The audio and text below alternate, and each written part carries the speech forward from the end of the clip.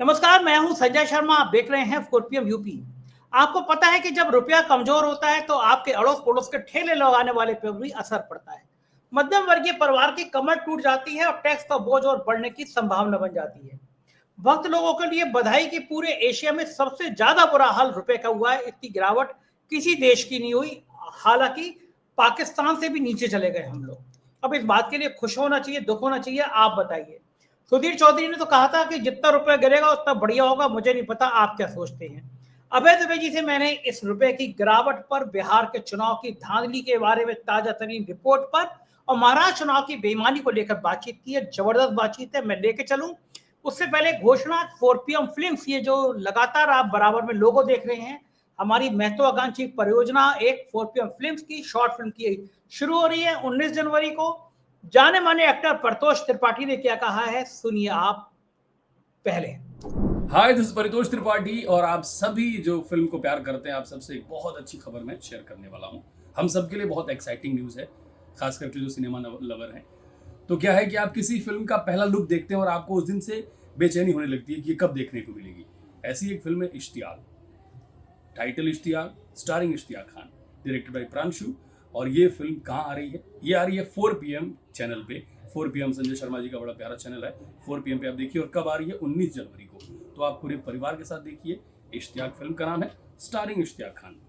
मजेदार फिल्म है, देखते हैं हम भी देखेंगे 19 को। ये थे परितोष त्रिपाठी जी। पूरी बातचीत आपने सुनी। अब मैं चलता हूं सीधे अभय दुबे के पास। फिर रिक्वेस्ट करूंगा 4PM फिल्म को सब्सक्राइब कर लिए। बहुत बढ़िया एक मूवी आपको फ्री में 19 जनवरी को देखने को मिलेगी। 4PM न्यूज नेटवर्क पे बहुत बहुत स्वागत है अभय दुबे जी आपका। क्या बढ़िया खबर आई है। भक्त लोग खुश हो जाएंगे कि किसी चीज में तो हमने नंबर 1 स्थान हासिल किया। नंबर 1 हमने हासिल किया रुपए की गिरावट में। आजादी के बाद से रुपए की इतनी बुरी हालत नहीं बनी जितनी अब बन गई। एक रिपोर्ट आई है, कांग्रेस ने कहा है कि अर्थव्यवस्था बर्बाद हो गई है। 2025 में भारतीय रुपया एशिया की सबसे कमजोर करेंसी साबित हुआ।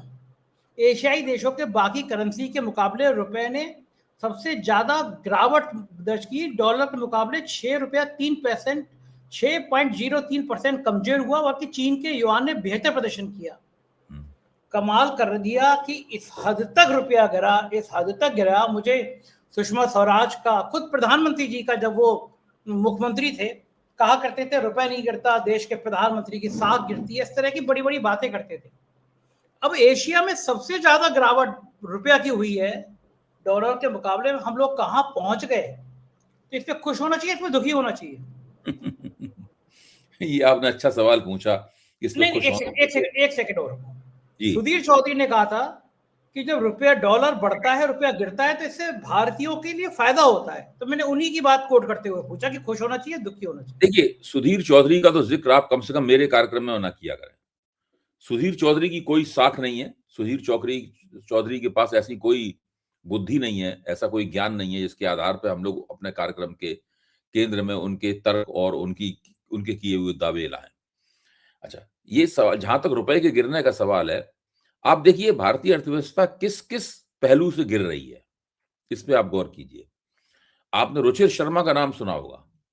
रुचिर शर्मा दुनिया के बहुत बड़े इन्वेस्टमेंट बैंकर हैं और उभरते हुए जो बाजार हैं, यानी से भारत एक उभरता हुआ बाजार है या कोई और देश भी उभरता, एक जमाने में बांग्लादेश भी उभरता हुआ बाजार था जब टेक्सटाइल सेक्टर बांग्लादेश का बूम कर रहा था।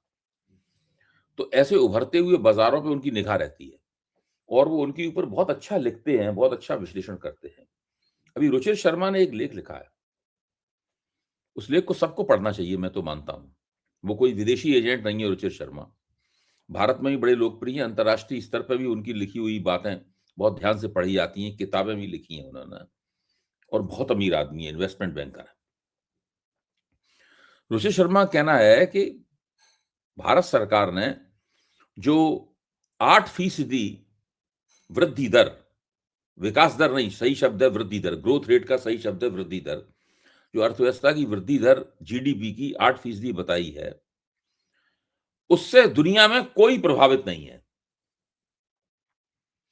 जिस देश की विकास दर, जिस देश की वृद्धि दर 8% होती है, वहां पर डायरेक्ट फॉरेन इन्वेस्टमेंट करने वालों की लाइन लग जाती है। जिस देश की विकास दर 8% के आसपास होती है, उसके उसके स्टॉक मार्केट में खरीदारी करने वाले विदेशी संस्थागत निवेशकों की, फॉरेन इंस्टीट्यूशनल इन्वेस्टर्स की लाइन लग जाती है। जिस देश की वृद्धि दर 8% के आसपास होती है, उस देश के अपने पूंजीपति भरपूर अपनी तिजोरियों से पैसा निकालकर अर्थव्यवस्था में निवेश कर रहे होते हैं।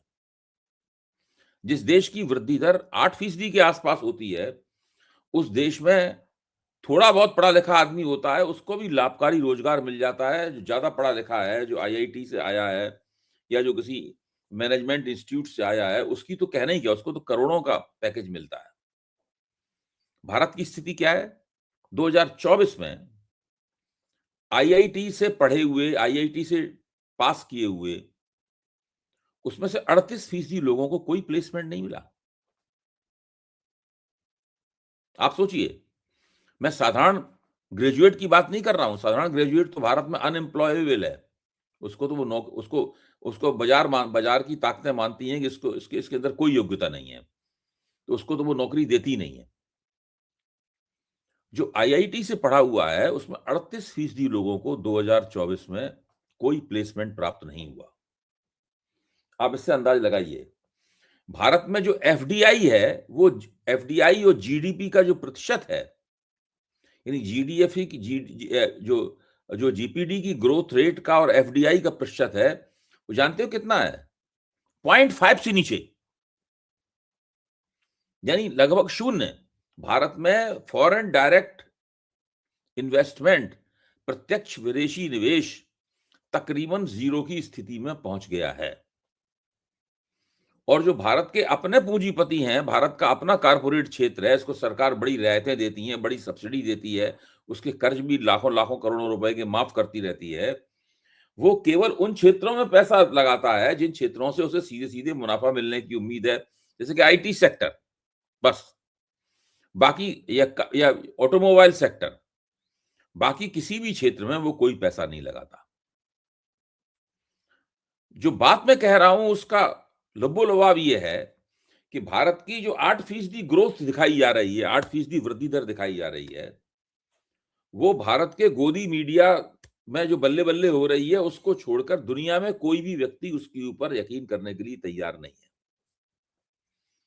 भारत में जो पैसे वाले समृद्ध आदमी हैं, मैं बहुत ज्यादा अमीर लोगों की बात नहीं कर रहा हूं, इनके पास थोड़ा बहुत भी पैसा है, वो सब इस फिराक में है कि कैसे देश छोड़ के चले जाएं। पिछले दशक में भारत के इतिहास में जितने लोग देश छोड़ के गए हैं, सबसे ज्यादा देश छोड़ के पिछले दशक में लोग गए। ये स्थिति है। तो भारतीय अर्थव्यवस्था बहुत बुरी हालत में है। अब ये सुधीर चौधरी, ये चिंटू टाइप के लोग जो हैं, मैं चिंटू कहता हूं, ये चिंटू टाइप के लोग जो हैं, इनके बारे में आप बात छोड़ दीजिए कहना।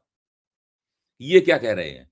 इनके पास क्या विशेषज्ञता है ये बताने की भारतीय अर्थव्यवस्था में क्या हो रहा है? इनके पास कुछ भी नहीं है।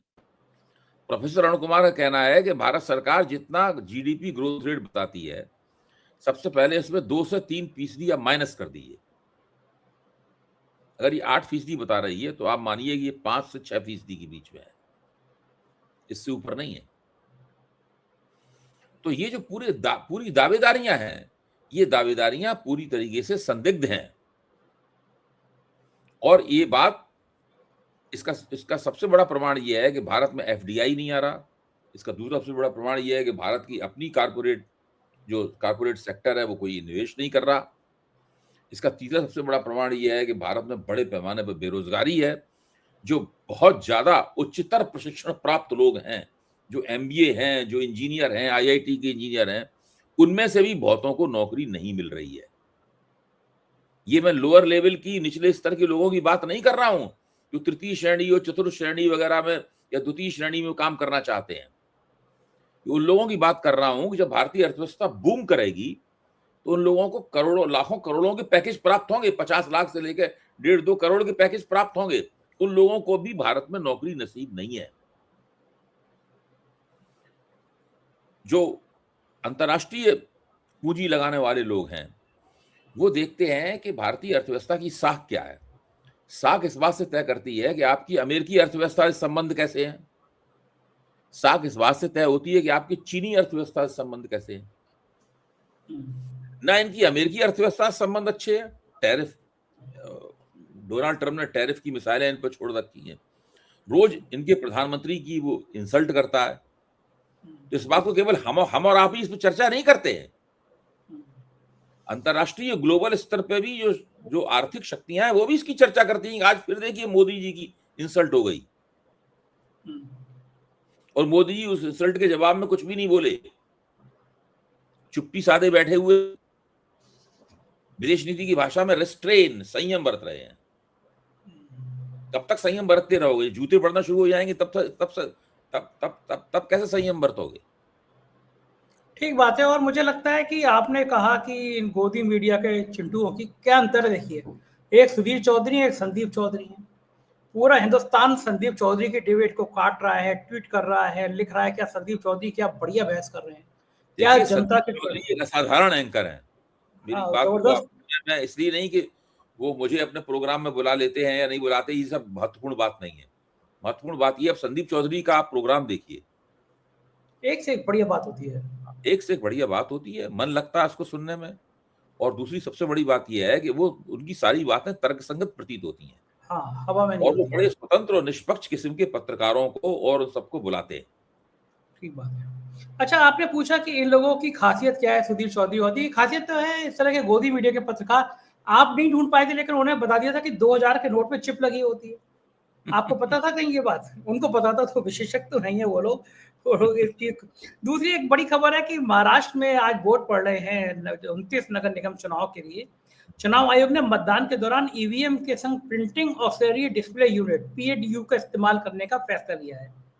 चुनाव आयोग के इस फैसले पर बहुत विवाद हो गया। राज ठाकरे ने इसकी आलोचना की है कि कहा है कि नई मशीन के बारे में किसी पार्टी को सूचित ही नहीं किया गया। अचानक आपने कह दिया कि हम आप नई खबर दे रहे हैं, मुझे पहली बार सुन रहा हूं मैं तो। शायद आज मैंने शाम को ठीक से खबरें नहीं सुनी। अभी तक तो वीवीपैट हुआ करता था। हाँ, एक नई चीज है, कुछ भी ले आएंगे चुनाव से पहले। अब कल मैं इसके बारे में पता लगाऊंगा कि भैया क्या है, अपने विशेषज्ञों से पूछूंगा ये नया शगुफा क्या है चुनाव आयोग का। ये जो है, देखिए मोदी जी नॉन बायोलॉजिकल है, मुझे लगता है ज्ञानेश जी भी नॉन बायोलॉजिकल है। हाँ, ये सही है, ये सही है। मुझे तो लग रहा है गुरु, ऐसी चीजों से लग रहा है। आज आपकी बात सुन के लगा है कि न केवल हमारे देश में एक नॉन बायोलॉजिकल नहीं है, दो नॉन बायोलॉजिकल है। एक तो है आदरणीय महामानव नरेंद्र मोदी, और दूसरे हैं, उनको भी मैं आदरणीय महामानव नंबर 2 कह सकता हूं, ज्ञानेश कुमार जी। ये भी नॉन बायोलॉजिकल है। नए नए फंडे लेके ये आते रहते हैं, और जब ये आते हैं इनके फंडे, हम लोग सब परेशान हो जाते हैं। अब हमें पढ़ना पड़ेगा, जानकारी हासिल करनी पड़ेगी। ठीक बात है, देखते रहेंगे। उधर एसआईआर को लेके अभी भी विवाद लगातार जारी है। बिहार के चुनाव की प्रेत छाया लगातार पड़ रही है, तरह तरह के खुलासे हो रहे हैं। अभी एक नई रिपोर्ट जारी की है। इस रिपोर्ट ने तो सबको चौंका दिया है। क्या बिहार में जबरदस्त खेला हुआ है अभय जी? देखिए, एक संगठन है वोट फॉर डेमोक्रेसी, महाराष्ट्र का संगठन है। इसको मराठी में कहते हैं मताधिकार फक्त लोकशाही साठी। ये 2023 में बना था। इस संगठन के 4 विशेषज्ञों ने मिलकर बड़ी मेहनत करके बिहार चुनाव के आंकड़े और बिहार की एसआईआर के ऊपर का गहन अध्ययन करके एक रिपोर्ट जारी की है। इस रिपोर्ट का शीर्षक है the Bihar verdict 2025, an audit of the stolen mandate from SIR manipulation to the midnight hike, how the vote was engineered. और ये 4 विद्वान जिन्होंने ये पूरी कवायद की है, उसमें एक हैं अवकाश प्राप्त आईएएस अफसर एमजी देवासहायम, जो कि फोरम फॉर इलेक्टोरल इंटेग्रिटी के संस्थापक हैं। दूसरे हैं डॉक्टर प्यारालाल गर्ग, जो कि पंजाब विश्वविद्यालय के फैकल्टी ऑफ मेडिकल साइंसेस के डीन रह चुके हैं रिटायरमेंट से पहले। तीसरे हैं प्रोफेसर हरीश कार्णिक, जो कि कंप्यूटर साइंस एक्सपर्ट हैं। और चौथे हैं माधव देशपांडे भी कंप्यूटर साइंस एक्सपर्ट हैं। इन लोगों ने अपनी रिपोर्ट में जो बताया है, उससे तो ये लगता है कि बिहार में जब पहला वोट भी नहीं पड़ा था, यानी पहले दौर का भी जब मतदान नहीं हुआ था, उस समय ही भारतीय जनता पार्टी ने सुनिश्चित कर लिया था कि वो चुनाव जीत गई है। 102 सीट इनके निष्कर्ष के अनुसार, जो उन्होंने बहुत ही आंकड़ागत विश्लेषण करके बताया है, 102 सीटें जो ऐसी हैं जो बाकायदा तरह तरह की हथकंडेबाजियों से चुराई गई हैं। 102 सीटें। हम लोग चुनाव आयोग पे आरोप लगाते थे कि चुनाव आयोग जितने पहले जब ये बताता है कि इतने वोट पड़े, और जब गिनती होती है तो फर्क आता था, या तो वोट कम निकलते थे या ज्यादा निकलते थे, आमतौर पर ज्यादा निकलते थे। इस बार चुनाव आयोग ने हथकंडा ये किया है कि उसने बताया ही नहीं कुल वोट कितने पड़े बिहार के, आज तक नहीं बताया। इसलिए आप ये जो गिनती में वोट आए उनसे उनकी तुलना करके कह नहीं सकते, चुनाव आयोग पे आरोप नहीं लगा सकते। चुनाव ने सोचा इस बार बताएंगे ही नहीं, हम पे आरोप ही नहीं लगा पाएंगे। अब आप सोचिए कि जब लोकसभा चुनाव के दौरान बिहार में 77,000 बूथ थे और उस वक्त वोटों की संख्या थी 7,72,00,000 लोकसभा चुनाव के दौरान, तब 77,000 बूथ बनाकर चुनाव कराए गए थे। इस रिपोर्ट के मुताबिक विधानसभा में वोटों की संख्या घट गई और 7,41,00,000 वोट हो गए। लेकिन चुनाव आयोग ने सोचा कि बूथ कम है, हालांकि वोटों की संख्या कम हो गई थी, बूथ कम है, इसलिए उन्होंने 77,000 बूथों से बढ़ाकर बूथ 90,740 कर दिए, यानी 13,000 से ज्यादा बूथ बढ़ा दिए गए। और हर बूथ पे आमतौर पे एक बूथ पे 900 से 1,000 वोट होते हैं। इस बार उन्होंने 800 से लेके 950 के बीच में के औसत से बूथ बनाए उन्होंने। और ये 13,000 जो नए बूथ बढ़ाए गए, ये उन जगहों पे नहीं बढ़ाए गए जो इंटीरियर में थे या दुर्गम क्षेत्र में थे, पहाड़ और जंगलों में थे, वहां नहीं बढ़ाए गए। उन इलाकों में बढ़ाए गए जो कि आसानी से जहां पहुंचा जा सकता था, नए बूथ वहां बढ़ाए गए। अच्छा, अब आप देखिए एक दूसरा पहलू जो जानने की बहुत जरूरत है,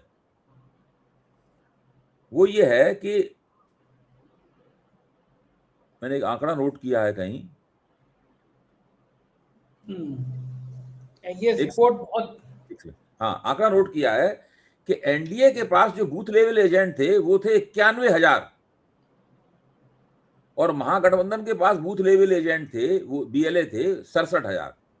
यानी दोनों एनडीए और महागठबंधन के बीच का जो बूथ लेवल एजेंट का फासला काफी काफी काफी था।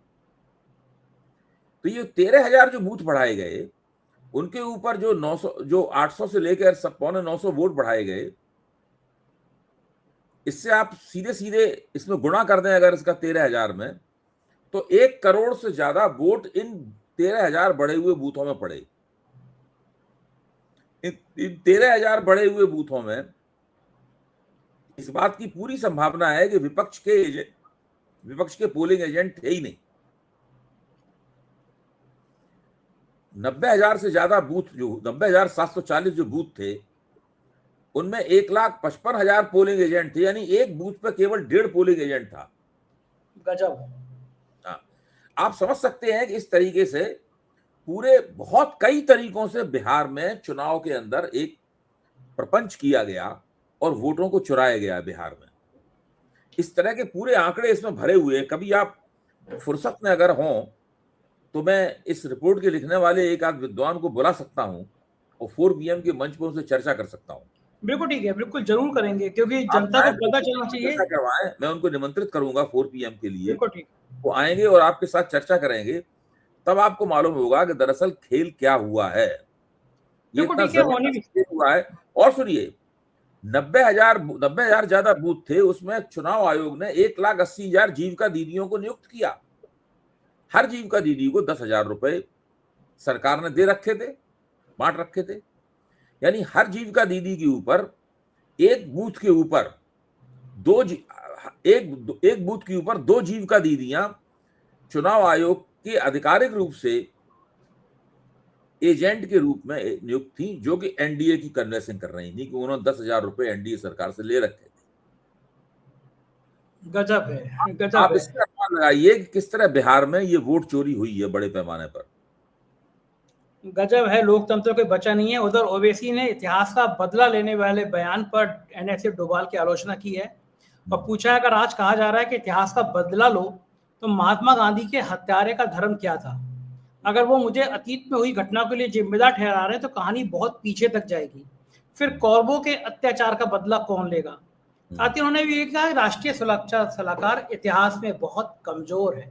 डोभाल साहब को ये पड़ी क्या थी कि आ बैल मुझे मार, उनका जो काम है वो तो कर नहीं पा रहे। वो पहलगांव से लेकर पुलवामा तक क्या हो गया देश में उन्हें कुछ पता नहीं रहता। वो अपने ऊपर पिक्चर बनवाने में और इस तरह की कहानियां बनाने में बिजी रहते हैं।